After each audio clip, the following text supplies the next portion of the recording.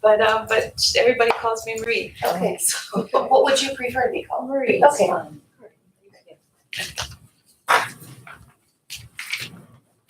So There you go. I sent you an update this morning, but That's the update one. no. Oh, it does not have the new one? Um, While she's getting that ready, maybe you could give us a bit of background about yourself and why you have. Well, let me start with that, and then move to number 2 for those of you who are thinking about this. What's your background in nursing and in academia and teaching, and what has brought you to this position at this time? My background in nursing is extensive in years. I graduated in the early 80s with my associate degree in nursing and proceeded to obtain the bachelor's and master's in family nurse practitioner in 2003. So from the 80s to 2003, I say I started out with med-surg, which I think at the time everybody had to graduate. You could not be in nursing unless you passed through. And so med-surg, oncology, telemetry, postpartum nursery,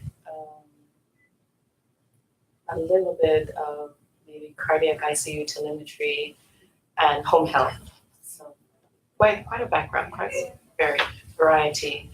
In 2003, and part of the reason why my nursing education is spaced out as much as it is at college I met and married my husband, who's a minister, and so my career has followed where I am. What can I do? Yes. And so in 2000, I applied at Cal State at UCSF for cardiovascular nurse practitioner. Started a program, and then our family relocated from San Francisco we relocated to San Jose, and so I to Bakersfield, and then I transferred to UCLA, and then Cal State Bakersfield. So in 1 year, I was in 3 schools. Wow. But my professor at UCSF, Nancy Stott, says, Marie, it really doesn't matter where you graduate from, it's what you do with the degree. So I said, Cal State is in my background, but I want to be at UC. And so anyway, it was a blessing. And so I graduated with a family nurse practitioner, diabetes, hypertension focus. One of my preceptor was Carlos Alvarez. Precepted with him, his medical doctor, twice, and ended up working for him for about 10 months or so. He downsized his office and closed 5 practices overnight, or 3 practices, and laid off 5 of us overnight. So that was quite devastating. But since then, I've progressed to do prison nursing, and opened a 400-bed male facility. And afterwards, I was a little bit discouraged. That was about 2005-06. Sorry, you opened a prison? Yes, I was the only healthcare provider at a 400-bed male facility in Bakersfield, California. Okay, you didn't open a prison, you opened a healthcare. Yeah. That may be clear. Is this the one? It's the 1040. I received it this 10:46 p.m. No, it's this morning. Oh, just this morning. Yes. And I apologize. I'm just moving. And so I have just moved 2 weeks ago and sold my home over the weekend, closed over the weekend. So thank you, but it took a little bit of time to just establish a workstation in the new home. So in essence, I was not as prepared as I would have been. Sorry, Marguerite, did somebody ask you if you've been working since September? Nobody has asked me. So what happened with the absence in my employment, I graduated from Loma Linda in 2016 with the Doctor of Nursing Practice, and thank you, started with pediatric pulmonology, which was quite a little bit more extensive than my pediatric background. From full-time, I transitioned to part-time in March, and then transitioned also to another part-time position with an allergy office. I accepted a position in the local area in Riverside for a full-time position. And 2 days prior to starting in close to October, end of October, November, 2 days prior to starting, I was informed that there were some issues with the job. So it fell through. Sorry. But you'd let the other two go? I have spoken about this job since July, and I thought, we've been talking since July. 2 days before I come, I get a phone call and says, I need to let you know that there's some problems with this, there's some issues with this. And so since then, the turnaround, I have just been looking for, considered moving out of the area, considered a lot of things, being unemployed, and then simultaneously, I moved to graduate from Loma Linda 2016 of May in June. In December of 2016, my husband of 30 years kind of left. Oh my God. I came home and he had a moving truck outside and left. Oh, I'm so So sorry. with no financial support, I considered, moving out of the area and selling the home, which thankfully is sold this past weekend. So I'm relocated now in a townhome. It's 1,000 something compared to a 3,000 square foot home. So and hence, as I said, it took me a little while to get a workstation this weekend so that I could get this together for you. So that's a synopsis of where I am, how I came to be here at this time. Okay. Let's see. So this is not the one I sent this morning, but This is all I received this morning. that's fine. This is 8 at, 7 something. Let's see. this is all I have. You probably, could you send it to me again? Because it's not in here. I didn't receive it. The last one I received from you was, 8/19. I just received this last night. Right. So let me see where that What was was the in your outbox. What was the 8:19 Yeah, AM? that's all I have. Scroll back down to the AM one. Down, Down. scroll down. See, this is the one. This is the 8. But will you scroll all the way down there, because we saw something that said You a said got it. right there, 1 hour Yeah, ago. I got it. It This is the didn't one I come with got it last night. Oh, I Oh, see. you were acknowledging the last night. Yeah, this was last 8/19 has no attachment. Yeah, that's That's very fine. that's That's just a reply that she got it. Mhm. That's the joy of emails. Just, what's the date on it? Just go, This was up last- just a little yeah. bit. But just accept. Last night at 10. Okay, go down. There's not much difference with it, so that's okay. And if you'd like to skip past something or That's add not something, much. please feel free along the way. I think that's This perfectly fine, yeah. The only thing, I changed asthma self-management to asthma practices to asthma self-management education. And, let's see. So just as a reminder, we'll have you present for 5 or 10 minutes, and then we may have some questions on this. But then we also have other questions for you too. So Your, the AE is a asthma educator. Okay, that's not on your resume, but I figured that's what you were, so, very good. How long have you had your certification? 2015. Very good. So my passion is really asthma education. Currently, I am looking, anywhere I speak to someone with asthma, I pull out my phone and I show my diagram, and I thought, you didn't even put this on your presentation.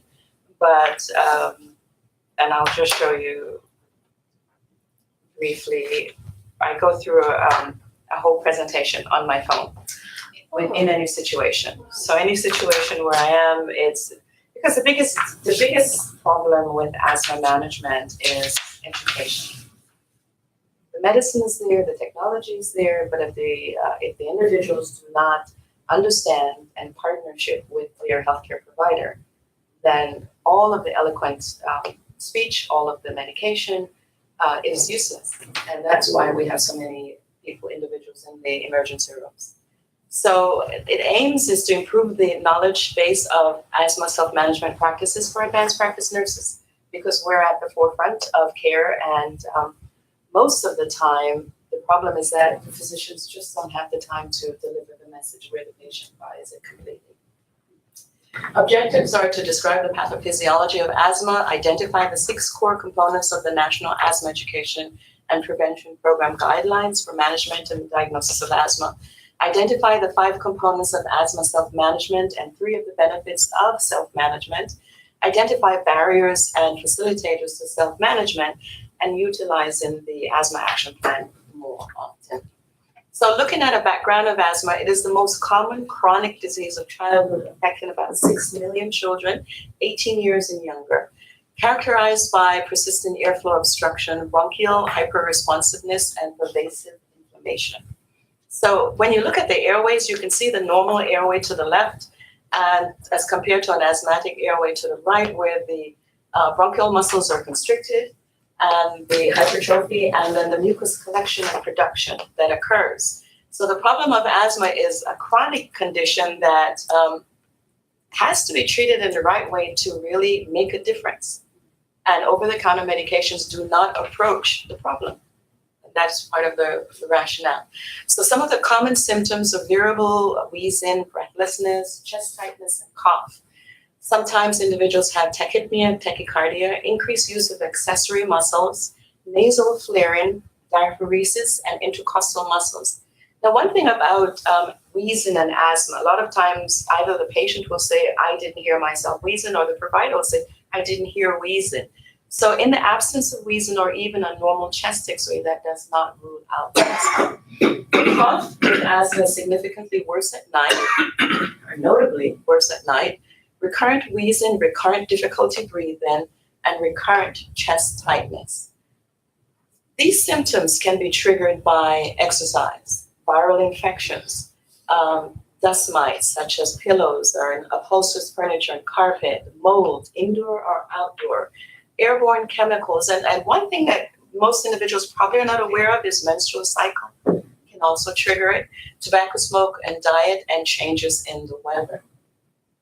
So looking at a diagram of just some of the common stressors, common triggers of asthma, exercise, pollen, those are important things to instruct patients whenever they're in front of us. That's most important. Some facts about asthma is the 3rd leading reason why a pediatric population is hospitalized. 1 in 12 children 17 years and younger is affected by asthma. 16% of all Blacks, especially in the San Bernardino community and community where they're underprivileged. 7% of white children are affected, and in 2016, there were 206 deaths. That's unacceptable. So the problem with uncontrolled asthma, frequent emergency room visits, lost days from school, decreased quality of life, lost revenue, it's not one thing, it's everything in a bag, in a nutshell. The best way to approach asthma education is coming from the National Institute of Health, the National Asthma Education and Prevention Program, that developed in 2002, 2007, the expert panel 3, last time was revised in 2007. And there's some guidelines that have 6 core components as to how to approach asthma education. All patients, for instance, should have an initial assessment of the severity and also the risk factors before initiating therapy. A lot of times we hand a patient, you have a cough and you hand them a medication without assessing, is it asthma or is it GERD or is it something else? Inhaled corticosteroids are the most effective long-term control medication for asthma. Again, patients have a lot of biases about using inhaled corticosteroids. Educated patients regarding the allergen and irritant, so simple, but if overlooked, you have a chronic cough every day and you have no idea why. Educate patients to recognize symptoms that indicate adequate asthma control and the need for adequate therapy. The guidelines continue to say that routinely monitor every chance that the patient is in front of you, the level of control and the risk to evaluate whether there is impairment or the risk or reduced. Adjust the therapy up or down. So for instance, a person who has acute symptoms of wheezing, cough, tightness, you start them on a higher dose or adjust the dose higher and taper it down after 2 weeks, 4 weeks or so. Taper down the steroid as compared to an oral dose of steroid. And provide every patient with asthma with a written action plan. That is something that is commonly not provided, but as much as I just said, as much as we say in front of the patient, they remember just a little bit of it. So it's so vital when I put something in your hand and say, this is what I just said, and do you understand what it says, and how do you go down? So making the diagnosis of asthma begins with a detailed medical history focusing on the respiratory tract, chest, and skin. And what's changed in this is that also for the diagnosis, we have this spirometry. So the spirometry is a diagnostic tool that is billable, and it is also applicable for children 5 years and older. So sometimes you might have a really astute or 4-year-old or so, but in terms of understanding the dynamics of holding that breath out for as long as they can, they just don't understand it. Some institutions, such as Loma Linda, each visit we would collect the spirometry and we would do a pre and post or exercise or a 6-minute spirometry to again gather diagnostic information. So classifying asthma, you're looking at the severity in terms of the intensity of the symptoms, the likelihood of the level of risk and the level of impairment, the likelihood of developing an exacerbation, and also the frequency and intensity of your symptoms. And then the level of control in terms of the degree to which the symptoms are minimized. So when documenting, those are what are available are reproducible to say. The focus of this talk is on persistent asthma. Intermittent asthma is wherein the symptoms do not interfere with activity. Persistent asthma symptoms occur daily using the short-acting beta agonist daily, and nighttime symptoms, and it interferes with activity. Severe persistent asthma is throughout the day symptoms and frequent nighttime symptoms, possibly even admission to the emergency room. So uncontrolled symptoms affecting individuals wherein they're disturbed at night, and patients are awakened by coughing, wheezing, shortness of breath, and or chest tightness. So individuals don't necessarily have to have all of the symptoms to be in an asthma attack, but with the diagnosis, have they been diagnosed, especially by a physician or a nurse practitioner with training, then when they have some of the symptoms, then you treat and adjust accordingly.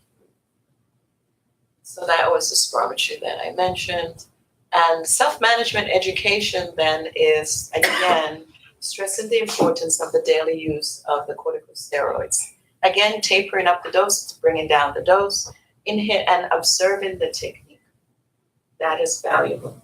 A lot of times people will use their inhaler and we automatically fill your mouth and you automatically breathe out. It's a natural instinct. So watching them and making sure that they're holding it.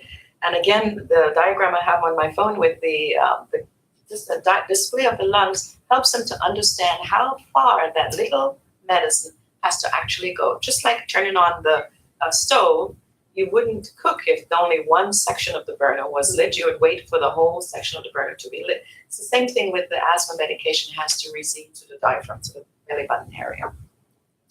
Recognizing the signs and symptoms of impending exacerbation, and again, controlling the allergens and when to seek follow-up with healthcare.